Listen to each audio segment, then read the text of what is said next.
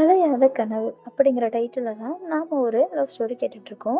நேற்று வரைக்கும் என்ன பார்த்தோம் அப்படின்னா, அன்எக்ஸ்பெக்டடாக நம்மளுடைய சாரு விஜயோட வீட்டுக்கு வந்திருப்பாங்க. அவங்களே சமைச்சு கொடுத்துட்ருப்பாங்க. ரெண்டு பேரும் ரொம்ப ஹாப்பியாக ரெண்டு பேரும் சமைச்ச சாப்பாடை ரசித்து ருசித்து சாரு விஜய்க்கு ஊட்டி விட்டுட்ருப்பாங்க. விஜய் சாப்பிட்டுட்ருப்பாங்க. இப்படி சாப்பிட்டுட்டு இருக்கும்போது பார்த்தீங்க அப்படின்னா, அவங்க அவங்களோட அன்பு ரொம்ப அழகா வெளிப்படுத்துவாங்க சாருவும், விஜயும். ஸோ 2 பேரும் அவங்களோட அன்ப சாப்பாடு மூலியமா சீரியஸாவே அது என்ன சொல்றது? அ ஊட்டி விடுறது அப்படிங்கிறது கடமைக்கேன்னு ஊட்டி விடுறதுன்னு இருக்கு. அன்பா, பாசமா ஊட்டி விடுறது அதுவும் நெறைய வெரைட்டிஸ் இருக்கு. அதுவும் நமக்கு புடிச்சவங்க ஊட்டி விட்டாங்க அப்படின்னா, அது அமிர்தம் இல்லையா? ஸோ அந்த அமிர்தத்த தான் விஜய் ரசிச்சு, ருசிச்சு சாப்பிட்டுருப்பாங்க.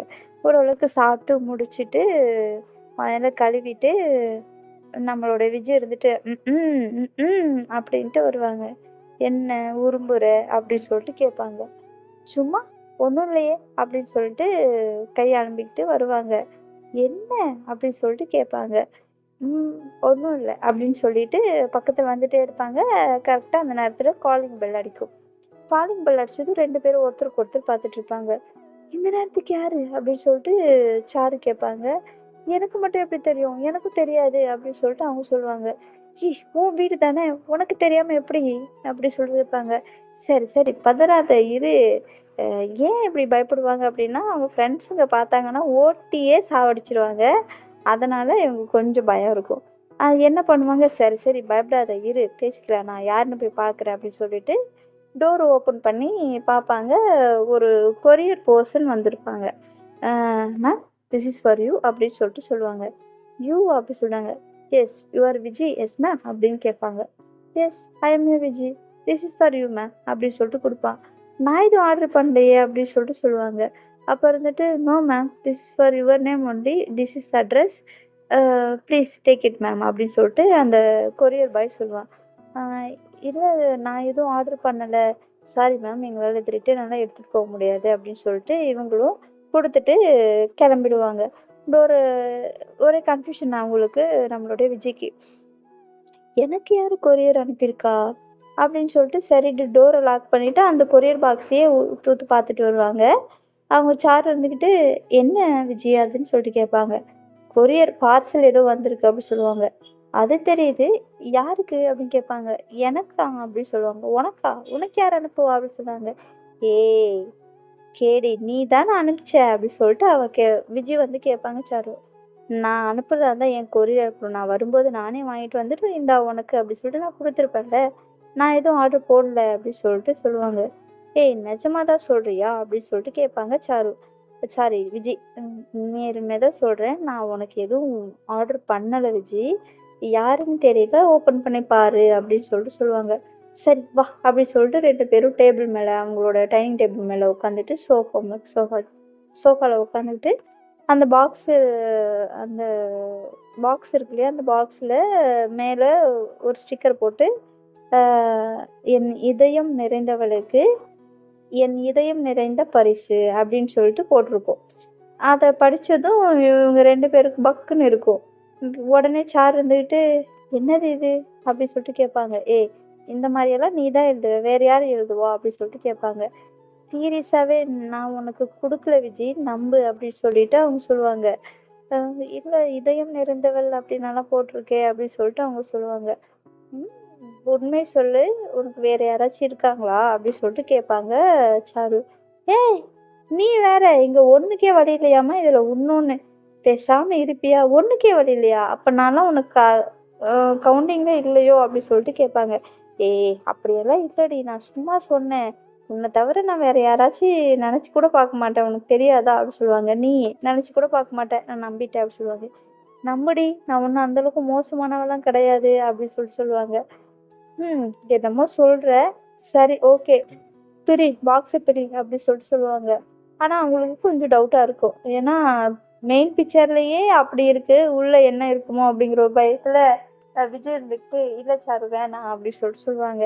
"ஏன் வேணாம்னு சொல்றீங்க? எனக்கு என்னமோ இந்த கொரியர் தப்பான அட்ரஸ்க்கு வந்திருக்கும்னு நெனைக்கிறேன்" அப்படி சொல்லிட்டு சொல்லுவாங்க. "இங்க பாரு, அதில் தெளிவாக உன் பேர் போட்டிருக்கு, இந்த அட்ரஸ் தான் போட்டிருக்கு, நீ ஓப்பன் பண்ணு, உள்ளே ஏதாவது இருக்கும் அப்படி சொல்லிட்டு சொல்லுவாங்க. அப்படின்னு சொல்லிட்டு கேட்பாங்க விஜய். ஆமாம் அப்படிதான், நீ ஓப்பன் பண்ணு அப்படின்னு சொல்லிட்டு சொல்லுவாங்க. இதனால் எந்த ப்ராப்ளம் வராதே அப்படின்னு சொல்லிட்டு கேட்பாங்க. எந்த ப்ராப்ளம் வராது, நீ ஓப்பன் பண்ணு அப்படின்னு சொல்லுவாங்க. ரியலி அப்படின்னு சொல்லிட்டு கேட்பாங்க. ஏய் ஓப்பன் பண்ணு அப்படின்னு சொல்லிட்டு சொல்லுவாங்க. ஒரு ஸ்டேஜில் அவங்களுக்கு கோவம் வந்துடும். யாருக்கு அப்படின்னா சாருக்கு.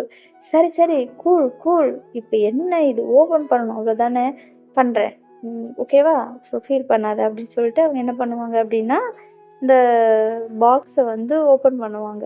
பாக்ஸை ஓப்பன் பண்ணி பார்ப்பாங்க. ஃபஸ்ட்டே ஒரு ஃப்ளவர் ரோஜா, அந்த ரெட் கலர் ரோஜா தான் இருக்கும். ஃப்ளவர் ரோஜா பூ வந்து அதில் வச்சுருப்பாங்க. ஃப்ரெஷ்ஷாக வரும் ரோஜா பூ, ரொம்பவும் ஃப்ரெஷ்ஷாக இருக்கும். ஏய் இப்போ தான் ஏதோ பார்சல் பண்ணி அனுப்பிச்சிருக்காங்க போல், பூ ரொம்ப ஃப்ரெஷ்ஷாக இருக்குது அப்படின்னு சொல்லுவாங்க. சாரு ஆமாம் அப்படின்னு சொல்லிட்டு அந்த ஃப்ளவர் எடுத்து கொடுப்பாங்க. ஒரு ஓரமாக எடுத்து வைப்பாங்க. சரின்னு சொல்லிட்டு அந்த ஃப்ளவர் வேறு எடுத்து நல்லா ரசித்து வேறு பார்த்துருவாங்க நம்மளுடைய விஜி. என்ன ஃப்ளவர் தானே, அதில் என்ன இருக்குது அப்படிங்கிற மாதிரி அவங்க எடுத்து பார்த்துருவாங்க. பார்க்குறதுக்கு ரொம்ப அழகாக இருக்குது அப்படின்னு சொல்லிடுவாங்க விஜி. அதை பார்த்ததும் ஆமாம் அழகாக தான் இருக்குது அப்படின்னு சொல்லுவாங்க. நான் ஃப்ளவர் சொன்னேன்டி அப்படின்னு சொல்லிட்டு சொல்லுவாங்க விஜி. அடுத்த தேடு அப்படி இன்னும் என்னமோ இருக்குது பாரு அப்படின்னு சொல்லிட்டு சொல்லுவாங்க சாரு. சரி ஓகே, ஐயோ இன்னைக்கு 7:30 ஆக போகுது போலடா அப்படின்னு சொல்லிட்டு இவங்க என்ன பண்ணுவாங்க அப்படின்னா அந்த ஃப்ளவருக்கு வச்சுருப்பாங்க இல்லையா, அதுக்குள்ளே ஒரு பாக்ஸ் இருக்கும். அதாவது ஒரு பாக்ஸ் ஓப்பன் பண்ணது ஃப்ளவர் இருக்கும், அதுக்கப்புறம் ஒரு பாக்ஸ் இருக்கும். அந்த பாக்ஸ் ஓப்பன் பண்ண அப்படி சொல்லுவாங்க. சரின்ட்டு அந்த பாக்ஸும் ஓப்பன் பண்ணுவாங்க. அந்த பாக்ஸ் ஓப்பன் பண்ணதும் என்ன இருக்குன்னா மல்லிகைப்பூ இருக்கும். மல்லிகைப்பூ பார்த்ததும் இது என்ன அப்படி சொல்லிட்டு கேட்பாங்க. என்ன ஏன் கேட்குற, அடுத்த பாக்ஸ் ஓப்பன் பண்ண அப்படி சொல்லிட்டு மல்லிகைப்பூ எடுத்து ஒரு ஓரமாக வச்சுட்டு அதுக்கப்புறம் ஒரு குட்டி பாக்ஸ் இருக்கும். அந்த குட்டி பாக்ஸும் ஓப்பன் பண்ணுவாங்க. அந்த குட்டி பாக்ஸ் ஓப்பன் பண்ணதும் ஹார்ட் சிம்பிளில் அது எப்படி சொல்கிறது, கிஃப்ட்டு ப்ரொவைட் பண்ணுவாங்கல்ல, கிஃப்டெல்லாம் கொடுப்பாங்களே, ஹார்ட் சிம்பிளில் ஒரு சின்னதாக குட்டியாக ஒரு கிஃப்ட் இருக்கும். அதுக்கு கீழே இன்னொரு குட்டி பாக்ஸ் இருக்கும். இவங்களுக்கு சாருக்கு செம்ம டென்ஷன் ஆகிடும். அதையும் ஓப்பன் பண்ணு அப்படி சொல்லுவாங்க. ஐயோ இவ என்ன இவ்வளோ காண்டாகிறா, இன்னைக்கு நம்ம காலி தான் போல அப்படின்னு சொல்லிட்டு அதையும் ஓப்பன் பண்ணுவாங்க. அதை ஓப்பன் பண்ணதும் பார்த்தீங்க அப்படின்னா ஒரு அதுக்கப்புறம் ஒரு குட்டி பாக்ஸ் இருக்கும். அதுக்குள்ளே ஒரு குட்டி பாக்ஸ் இருக்கும். அந்த குட்டி பாக்ஸ்க்கு மேலே என்ன இருக்கும் அப்படின்னா கிஸ் பண்ண மாதிரி சிம்பிள் இருக்கும். அந்த உதடுகளுடைய சிம்பிள் இருக்கும், அந்த அச்சு அந்த மாதிரி இருக்கும். மொத்தம் எத்தனை பாக்ஸ் பார்த்துக்கோங்க. அந்த கிஸ் பண்ண மாதிரி சிம்பிள் இருக்கிறத பார்த்ததும் இவங்களுக்கு அவ்வளோதான், காலி தெரிஞ்சு போச்சு, நம்ம இன்னைக்கு காலி அப்படிங்கிறது விஜய்க்கு தெரிஞ்சு போச்சு. உடனே சார் இருந்துக்கிட்டு என்னது இது அப்படி சொல்லிட்டு கேட்பாங்க.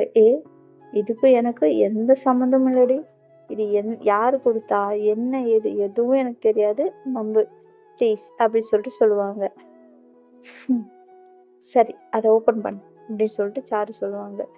ஐயோ இதுக்கப்புறம் என்ன இருக்க போதோ தெரியலையே அப்படி சொல்லிட்டு குட்டி பாக்ஸாக இருக்கும், அதை ஓப்பன் பண்ண சொல்லுவாங்க. எடுத்து வச்சிட்ருப்பாங்க கையில். என்ன யோசிக்கிற, ஓப்பன் பண்ணு அப்படிம்பாங்க.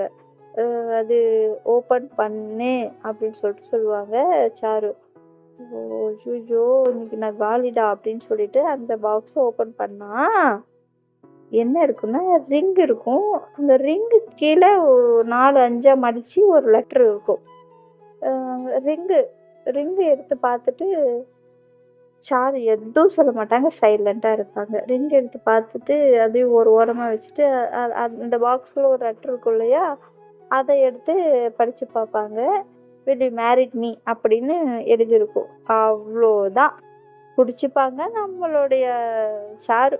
பிடிச்சி காய்ச்சி மூச்சுன்னு கத்த ஆரம்பிச்சிருவாங்க நம்மளோட சாரு. கொஞ்சம் நஞ்சம் இல்லை, நீ என்ன நினச்சிட்ருக்க, நீ என்னை பிடிக்கல அப்படின்னா பிடிக்கலன்னு என்கிட்ட சொல்லியிருக்கலாம், ஆனால் அதை விட்டுட்டு ஏதோ காரணம் சொல்லி முன்னாடி சமாளித்த.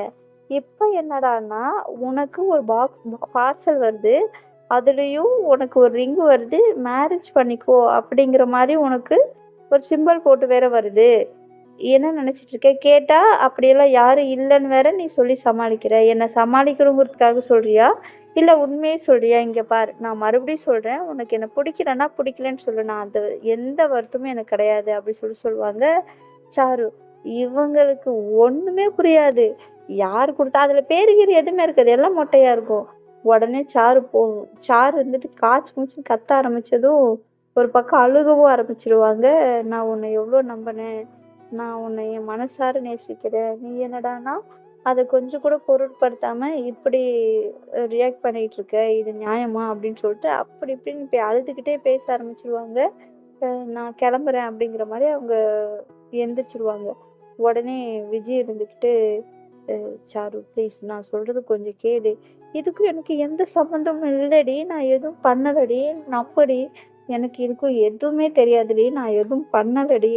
இது யாரு குடுத்தாங்க அப்படின்னு எதுவுமே தெரியாது. அதுல பேர் கூட இல்ல பாரு. நான் இது எப்புட்றீ நம்புறது? அவங்க யார்? ஓ! அப்ப நீ நம்புற மாரி பேரு கீறு இருந்தா நீ ஒத்துப்ப. அப்படிதானே? அப்படி சொல்லிட்டு கேட்பாங்க. ஐயோ! அப்படியெல்லாம் இல்லடி. நான் உண்மை சொல்றேன். எனக்கு உன்ன தவிர வேற யாரும் கிடையாதுடி. என்னோட உலகமே என்னோட 2 ஃப்ரெண்ட்ஸுங்க. அவங்களுக்கு அப்புறம் நீ மட்டும் தான். வேற யாருமே என் லைஃப்ல இப்ப வரைக்கும் வந்ததில்லடி. இதுக்கப்புறம் வருவாங்களான்னு கூட எனக்கு தெரியாது. வர வர அளவுக்கு நான் யார்கிட்டயும் பழக போறதும் கிடையாது. எனக்கு அந்த மாரியெல்லாம் யாரு மேலயும் எண்ணம் இல்லடி. நம்புடி அப்படின்னு சொல்லிட்டு ரொம்ப கெஞ்சுவாங்க நம்மளுடைய விஜய். சாரு நம்பவே மாட்டாங்க. ஏய் ப்ளீஸ்டி இந்த மாரி இருக்காத. நான் அந்த மாரியெல்லாம் கிடையாது. நீ நெனைக்கிற மாரி அந்த அளவுக்கு கேவலமானவலாம் நான் கிடையாது. பேசிக்கலா ஐ எம் வெரி டீசென்ட் காய் அப்படின்னு சொல்லிட்டு சொல்லுவாங்க இவங்க. நீ டீசெண்டா இருந்தா எப்படி உனக்கு இந்த மாரியெல்லாம் வந்திருக்கும்? அதுவும் உன் பேருக்கு தான் வந்திருக்கு. அப்போ உனக்கு தானே வந்திருக்கும். நீ சொன்ன மாரி மொட்டையா அவங்க பேரு மட்டும் தான் இல்ல. ஆனா இது யாருக்கானது? யார் வந்திருக்கு அப்படிங்கிற மொத்த டீட்டெயில்ஸ் இருக்கே. உன்னோட பேர் தானே போட்டு வந்திருக்கு. உனக்கு தானே வந்திருக்கு. அது எப்படி உனக்கு சம்மந்தம் இல்லாம இருக்கும்? அப்படின்னு சொல்லிட்டு கத்த ஆரம்பிச்சுருவாங்க. ஐயோ! உனக்கு எப்படி நான் சொல்லி புரிய வைக்கிறதுன்னு எனக்கு தெரியலடி அப்படின்னு சொல்லிட்டு உடனே ம் அது என்னது முட்டிக்கால் போட்டுட்டு அவங்க கிட்ட கெஞ்ச ஆரம்பிச்சுருவாங்க. "இங்க பாரு சாரு, ப்ளீஸ் சாரு என்ன நம்பு. அ நான் எப்பவுமே நான் உனக்கு துரோகம் பண்ணணும்னு நான் நெனச்சதில்ல. ம் என் லைஃப்ல உன்ன தவிர வேற யாரும் இல்லடி. நம்புடி. ஏன்டி என்ன நம்ப மாட்டேங்கிற? அப்படி என் லைஃப்ல யாராவது இருந்திருந்தாங்க அப்படின்னா, நான் ஏன்டி உனக்கு இம்பார்ட்டன்ட் குடுக்க போறேன்? நான் ஏன் உனக்கு ஃபர்ஸ்ட்டு ப்ரிஃபரன்ஸ் குடுக்க போறேன்? என்னோட லைஃப்ல உன்ன தவிர எனக்கு 2 பேர் இருக்காங்கன்னா, என்னோட ஃப்ரெண்ட்ஸுங்க தான். அவங்கள தவிர, உன்ன தவிர என்னோட சர்க்கிள்ல வேற யாருமே கிடையாதுடி. நம்புடி. ப்ளீஸ் என்ன விட்டு போறேன்னு மட்டும் சொல்லிடாதடி. என்னால தாங்க முடியாது. நீ 2 நாள் பேசாம வந்ததே எனக்கு அவ்ளோ கஷ்டமா இருந்துச்சு. நீ என்ன விட்டு போறேன்னு சொன்னா, நான் அத எப்படி ஏத்துக்குப்பேன்? என்னால அது முடியாதுடி. ப்ளீஸ்டி அப்படின்னு சொல்லிட்டு முட்டிக்கால் போட்டு பயங்கரமா அழுக ஆரம்பிச்சுருவாங்க நம்மளோட விஜி. அவங்க அழுக ஆரம்பிச்சதுக்கு அப்புறமா பார்த்தீங்க அப்படின்னா, சாரு இருந்துக்கிட்டு, "உண்மையாலுமே உனக்கும் இதுக்கும் சம்மந்தம் இல்லையா?" அப்படி சொல்லிட்டு கேட்பாங்க. "உண்மையாலுமே எனக்கும் இதுக்கும் சம்மந்தம் இல்ல" அப்படி சொல்லுவாங்க. "ஆனா எனக்கு இதுக்கு சம்மந்தம் இருக்கே" அப்படின்னு சொல்லிட்டு சொல்லுவாங்க. என்ன சொல்ற நீ?" அப்படின்னு சொல்லிட்டு கேட்பாங்க அவங்க. "அத நான் தான் உனக்காக குடுத்தேன்" அப்படிம்பாங்க. அவங்களுக்கு ஒரு நிமிஷம் உயிரே போயிடும். உயிரே போயிட்டு, "ஏன்டி இப்படியெல்லாம் பண்ற நீ?" அப்படின்னு சொல்லிட்டு கேட்பாங்க. "சும்மா" அப்படி சொல்லுவாங்க. "இதுல என்னடி இருக்கு? என்னோட ஃபீலிங்ஸோட நீ விளையாண்டுட்டு இருக்க நீ" அப்படி சொல்லிட்டு விஜி கத்த ஆரம்பிச்சுருவாங்க அதுக்கப்புறம். "அ இல்ல நான் சும்மா உன்ன அளவிட்டு பார்க்கலான்னு தோணுச்சு. அதனால" அப்படின்னு சொல்லுவாங்க. இவங்களுக்கு பயங்கர கோவம் வந்துரும். நார்மலா வராது. சீரியஸ்லி அப்படி ஒரு கோவம் வரும். அந்த கோவம் வந்ததும், "என்ன நெனச்சிட்டு இருக்க? என்னோட கேரக்டர ஸ்பாயில் பண்ணணும்னு பார்க்குற. அண்டு உனக்கு என் மேல நம்பிக்கை இல்லாத மாரி பேசுற. அ அண்டு என்னோட ஃபீலிங்ஸ நீ மதிக்கவே மாட்டியா? என் ஃபீலிங்ஸ் உனக்கு புரியாதா?" அப்படின்னு சொல்லிட்டு அவங்க திட்ட ஆரம்பிச்சுருவாங்க. அப்ப வந்துட்டு, "அப்படியெல்லாம் எதுவும் இல்ல. நம்பு. நான் அந்த மாரியெல்லாம் பண்ண மாட்டேன். சும்மா இந்த கிஃப்ட் உனக்கு குடுக்கணும்னு நெனச்சேன். அட்லீஸ்ட் ஒரு மெமரபிளா இருக்கணும் இல்லையா? அதனால உன்கிட்ட கொஞ்சமா சின்னதா விளையாண்டேன். ஸோ விளையாடும்போது கொஞ்சம் ஓவரா எமோஷனல் ஆயிடுச்சு தவிர, மத்தபடி எதுவும் கிடையாது. சீரியஸ்லி நான் உன்ன அந்த மாரி நெனைக்கவே இல்ல. உண்மையாலுமே உன்ன எனக்கு ரொம்ப பிடிச்சிருக்கு. அதனால தான் நான் மேரேஜ் பண்ணிக்கலாமான்னு இந்த மாரி பண்ணேன். சீரியஸ்லி நான் தான் பண்ணேன். இந்த மூமெண்ட் நல்லா இருந்துச்சு. அதனால நான் சும்மா விளையாண்டுட்டு தான் பண்ணுனே தவிர மத்தபடி எதுவும் இல்ல. சாரி அப்படின்னு சொல்லிட்டு சாரு உடனே முட்டி போட்டுக்கிட்டு, "என்ன மன்னிச்சிடு. நான் இந்த மாரி பண்ணியிருக்க கூடாது தான். பட் கொஞ்சம் மெமரபிளா இருக்குமே அப்படின்ட்டு நான் பண்ணிட்டேன். சாரி. தப்பு தான். என்ன மன்னிச்சிடு ப்ளீஸ். சாரி விஜி. நான் அதுக்காக உன்னோட ஃபீலிங்ஸோட விளையாடணும்னு நான் நெனைக்கல. நான் சும்மா ஒரு மெமரபிளா இருக்குமேன்னு பார்த்தேன். சாரி விஜி. நீ இவ்வளோ ஹர்ட் ஆவேன்னு எனக்கு தெரியாது" அப்படின்னு சொல்லிட்டு இவங்க கெஞ்ச ஆரம்பிப்பாங்க. ஆனா உண்மையிலுமே விஜி ரொம்ப ஹர்ட் ஆயிருப்பாங்க. ஏன்னா அவங்களோட ஃபீலிங்ஸை புரிஞ்சுக்காம அவ்வளோ வாட்டி சொல்லி கேட்காம அவங்க கொஞ்சம் அந்த மாதிரி பேசவும், சாரு அதுவும் "நான் போகிறேன்" அப்படின்னு சொல்லிட்டு இந்த மாதிரியெல்லாம் சொல்லவும், விஜய் வந்து சீரியஸாகவே இது உண்மையாக இருக்கும்னு நினச்சி ரொம்ப பயந்து அவங்க இருந்துட்டு, "இல்லை ப்ளீஸ் நீ இந்த மாதிரி பண்ணாத" அப்படின்னு ரொம்ப ஃபீல் பண்ணி அழுதுருவாங்க. ஸோ அழுததுனால இவங்களும் பார்த்தீங்க அப்படின்னா அதுக்கப்புறம் தான் அந்த வேர்ட் சொல்லுவாங்க. அப்போ அவங்க எந்த அளவுக்கு ஃபீல் பண்ணியிருப்பாங்க. ஸோ அவங்க ஃபீல் பண்ணதுனால அவங்க இருந்துட்டு சொல்லுவாங்க, "சரி ஓகே விடு. பட் ப்ளீஸ் இதுக்கப்புறம் இந்த மாதிரி பண்ணாத சாரு" அப்படின்னு சொல்லிட்டு விஜய் வந்து சொல்லுவாங்க. "அப்பா ரியலி சாரி" அப்படி சொல்லுவாங்க. "என்ன சாரி? எனக்கு எவ்வளோ ஹர்ட் ஆச்சு தெரியுமா? அவ்வளோ கஷ்டமாக இருக்குது" அப்படின்னு சொல்லிட்டு சொல்லுவாங்க நம்மளுடைய விஜய். சொன்னதுக்கப்புறம் இவங்க என்ன பண்ணுவாங்க, "சாரி" அப்படின்னு சொல்லுவாங்க. "என்ன சும்மா சாரி சாரி சாரி சொல்லிக்கிட்டு இருக்க? சாரி சொன்னால் எல்லாம் சரியாக போயிடுமா? எந்த அளவுக்கு ஹர்ட் ஆயிருக்கேன்னு தெரியுமா?" அப்படின்னு சொல்லிட்டு இவங்க சொல்லுவாங்க. ம் சாரி சொன்னால் சரியாகாது, வேற என்ன சொன்னால் சரியாகும் அப்படின்னு சொல்லிட்டு அவங்க அப்படி சொல்லிக்கிட்டே அவங்க அதே டோனில் எந்திரிப்பாங்க. எந்திரிச்சதும், "நீ எது சொன்னாலும் சரியாகாது. கொஞ்சம் விடு, தனியாக விடு. அதுவே சரியாக போயிடும்" அப்படி சொல்லிட்டு இவங்க சொல்லுவாங்க. "அது எப்படி அப்படி விட முடியும்? நான் தானே தப்பு பண்ணேன். உனக்கு இவ்வளோ கோவம் வரதுக்கு நான் தானே காரணம். அப்போ அதையும் நான் தானே சரி பண்ணணும்" அப்படின்னு சொல்லுவாங்க. "என்ன பண்ண போகிற இப்போ நீ? நீ என்ன பண்ணலான்னு இருக்க?" அப்படின்னு சொல்லிட்டு சொல்லுவாங்க. "இப்போ நான் உன்னை மேரேஜ் பண்ணிக்கலான்னு இருக்கேன்" அப்படின்னு சொல்லுவாங்க. "ஏய் என்ன உளறிக்கிட்டு இருக்க நீ?" அப்படின்னு சொல்லிட்டு சொல்லுவாங்க. "உண்மைதான் சொல்கிறேன். அதனால தான் இந்த ரிங்" அப்படி சொல்லுவாங்க. "இங்கே பார், பொறுமையா இரு. எல்லாருக்கிட்டையும் சொல்லி நம்ம மேரேஜ் பண்ணிக்கலாம்" அப்படின்னு சொல்லிட்டு இவங்க சொல்லுவாங்க.